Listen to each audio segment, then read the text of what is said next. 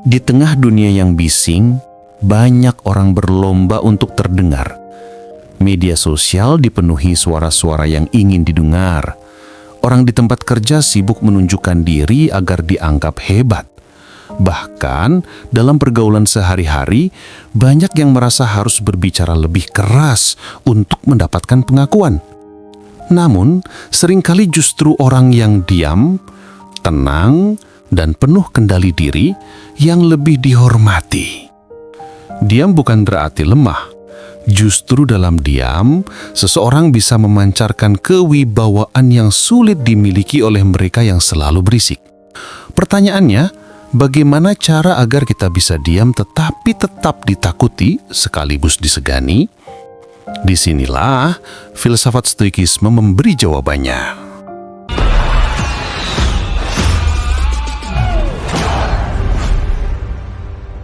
1. Mengendalikan emosi. Banyak orang di zaman sekarang mudah terpancing emosi, entah karena komentar di media sosial, persaingan kerja, atau perdebatan sepele. Orang yang marah-marah justru menunjukkan kelemahannya. Ia mudah dikendalikan oleh keadaan. Hal ini terjadi karena banyak orang tidak terbiasa menahan diri, sehingga emosi menjadi jalan keluar tercepat untuk meluapkan ketidaknyamanan. Akibatnya, orang lain melihatnya sebagai pribadi yang rapuh. Sebaliknya, orang yang diam saat diserang, tidak terpancing saat dihina, justru tampak lebih kuat. Contoh nyata bisa kita lihat dari tokoh seperti Nelson Mandela. Selama di penjara, ia tidak membiarkan kebenciannya menguasai dirinya, dan ketika bebas, ketenangan itu justru membuatnya disegani musuh sekalipun. Solusinya adalah melatih kesabaran, tarik nafas dalam, jangan buru-buru membalas, dan sadari bahwa kita tidak bisa mengendalikan mulut orang lain, tapi bisa mengendalikan reaksi kita. 2. Bicara hanya jika perlu. Di masa kini, banyak orang merasa harus selalu berpendapat. Grup WhatsApp, rapat kerja, hingga forum publik sering dipenuhi suara-suara yang hanya ingin didengar tanpa memberi nilai. Mengapa ini terjadi? Karena ego manusia ingin diakui. Namun, terlalu banyak bicara justru membuat kata-kata kehilangan bobotnya. Sebaliknya, orang yang jarang bicara namun setiap ucapannya bernilai akan lebih diperhatikan. Seorang pemimpin yang hanya berbicara pada momen penting biasanya lebih ditunggu suaranya daripada yang selalu berkomentar setiap saat. Contoh di dunia militer, seorang jenderal tidak perlu banyak berteriak. Sekali ia memberi perintah dengan tegas dan singkat, anak buahnya langsung bergerak. Solusinya, latih diri untuk diam, dengarkan lebih banyak, dan berbicaralah hanya ketika kita yakin kata-kata kita membawa makna. 3. Memiliki kendali atas diri sendiri. Permasalahan lain di zaman ini adalah banyak orang yang hidupnya dikendalikan oleh faktor eksternal, uang, komentar orang, atau tren. Karena terlalu sibuk membuktikan diri, akhirnya ia kehilangan kendali atas dirinya sendiri. Ketika orang mudah goyah, ia kehilangan wibawa. Sebaliknya, orang yang mampu menjaga prinsipnya meski dalam tekanan akan lebih dihormati. Contoh nyata adalah Marcus Aurelius, kaisar Romawi yang tetap rendah hati, menulis renungan pribadinya, dan tidak larut dalam kemewahan meski berkuasa. Orang seperti ini tidak perlu berteriak untuk disegani, karena sikap teguhnya sudah menjadi perisai. Solusinya, punya batasan hidup yang jelas, tahu kapan berkata tidak, dan jangan biarkan dunia luar mengendalikan hati kita. 4. Memancarkan aura tenang. Kehidupan modern penuh kepanikan, deadline, berita buruk, dan tekanan sosial. Banyak orang sibuk menampilkan kegelisahannya sehingga terlihat lemah. Mengapa? Karena mereka tak terbiasa menenangkan diri di tengah badai. Sementara itu, orang yang bisa diam di tengah kekacauan justru memberi rasa aman pada sekitarnya. Contoh nyata bisa kita lihat dari seorang pilot pesawat ketika menghadapi turbulensi. Jika ia panik, penumpang akan ketakutan. Namun, ketika ia tetap tenang dan diam, semua orang merasa lebih aman.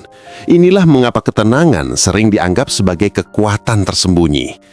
Solusinya, latih pernafasan, meditasi singkat, atau menulis untuk menjaga batin tetap stabil. 5. Menguasai bahasa tubuh. Seringkali, yang membuat seseorang disegani bukan kata-katanya, tapi sikap tubuhnya. Banyak orang zaman sekarang terlalu gelisah.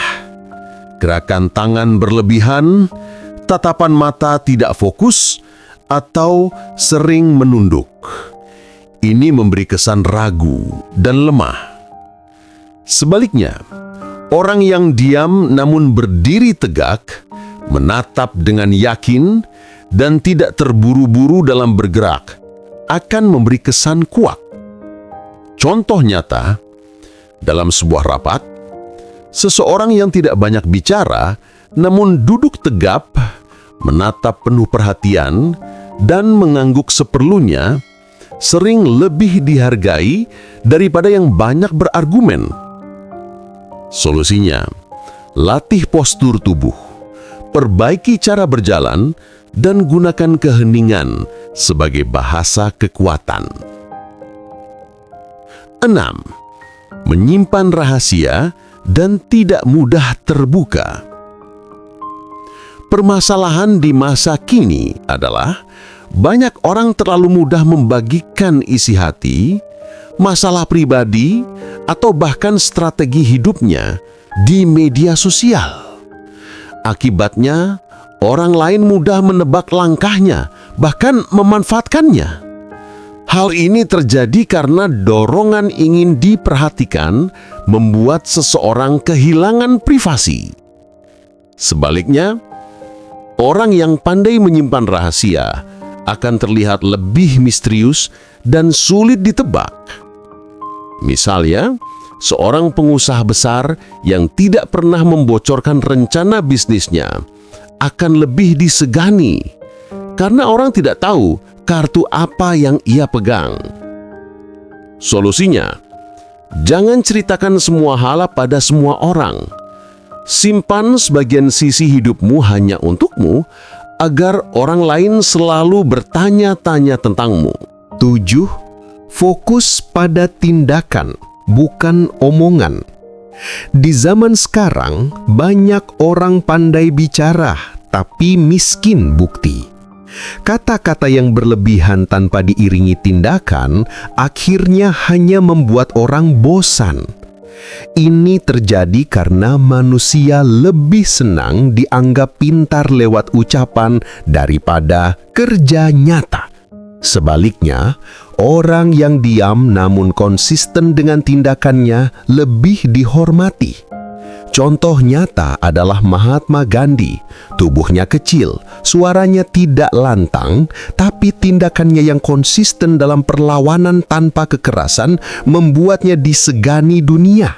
Solusinya, kurangi bicara tentang rencana, lebihkan aksi nyata.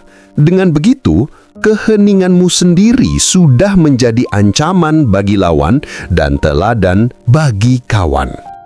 8. Membiarkan orang lain menilai. Permasalahan umum di masa kini adalah orang terlalu sibuk membuktikan diri, ingin dilihat sukses, ingin dipuji.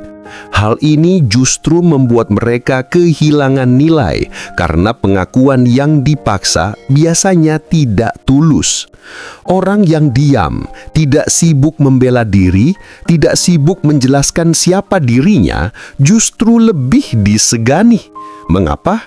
Karena wibawa tumbuh ketika orang lain yang menilai, bukan ketika kita memaksa mereka untuk mengakuinya. Contoh nyata, seorang guru bijak tidak perlu mengatakan bahwa ia pintar.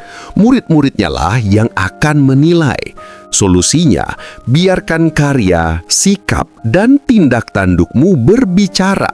Biarkan dunia yang memberi cap hormat, bukan lidahmu sendiri.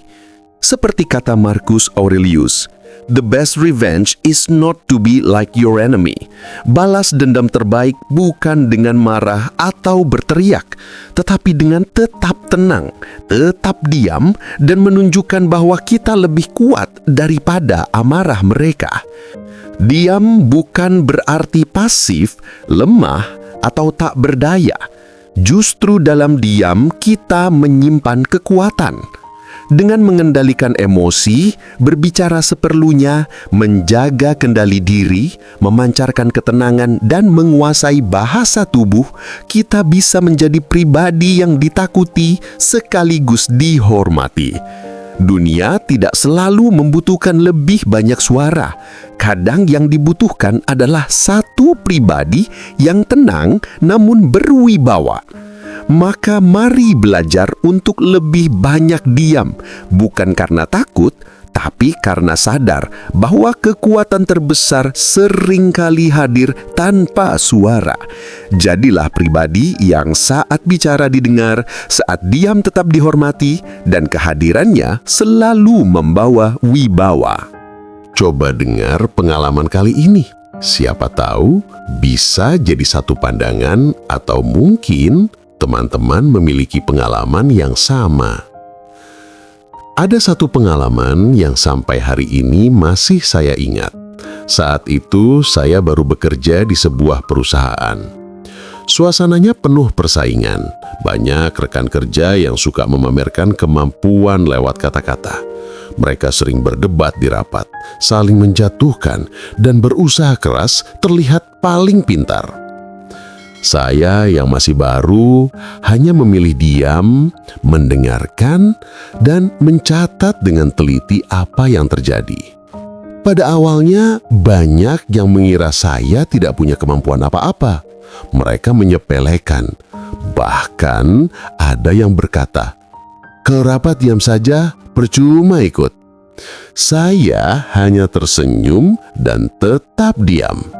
Saya tahu terlalu banyak bicara hanya membuat orang kehilangan fokus. Saya memilih untuk menunggu saat yang tepat. Hingga suatu ketika, perusahaan menghadapi masalah besar. Proyek yang hampir gagal karena salah perhitungan. Semua orang panik, saling menyalahkan, dan berdebat tanpa henti.